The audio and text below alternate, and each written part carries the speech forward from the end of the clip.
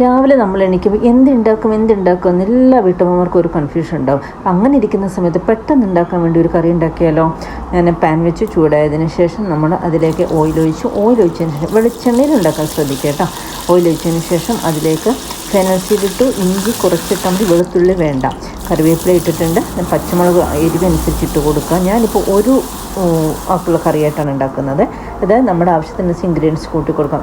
2 സവോള ഇട്ടു, അത് നല്ലപോലെ വഴണ്ട് വന്നതിന് ശേഷം അതിൻ്റെ അകത്ത് 1 ടീസ്പൂൺ മുളക് പൊടി, 1/2 ടീസ്പൂൺ ഗരം മസാല, 1/2 ടീസ്പൂൺ മഞ്ഞൾപ്പൊടി, ഇത്രയും ഇട്ട് നല്ലപോലെ ഒന്ന് വഴറ്റിയെടുക്കുക. ആ പച്ചമണമൊക്കെ മാറിപ്പോകുന്നതിന് ശേഷം നമുക്ക് ഒരു 1/4 ഭാഗം ടൊമാറ്റോ ഇട്ട് കൊടുത്താൽ മതി. ഒരുപാട് പുളിയൊന്നും ഈ കറിക്ക് വേണ്ട കേട്ടോ. ഇട്ട് കൊടുത്തില്ലെങ്കിലും കുഴപ്പമില്ല. ആവശ്യത്തിനുള്ള ഉപ്പ് ഇട്ട് കൊടുക്കാം. അതിനുശേഷം നമ്മുടെ ഏറ്റവും വലിയ ആളിതാണ് കേട്ടോ, മുട്ടയാണ് ആശാൻ. അപ്പോൾ നമ്മളതിലേക്ക് അത് പൊട്ടിച്ച് വെച്ച് കൊടുത്ത് ഇനി നമ്മളിതിലേക്ക് ഇടയ്ക്ക് ഒന്നും ചെയ്യേണ്ട, ഒരു 10 മിനിറ്റ് അങ്ങനെ തന്നെ അടച്ചു വെക്കുക. സിമ്മ് സ്ലോയിൽ, അത്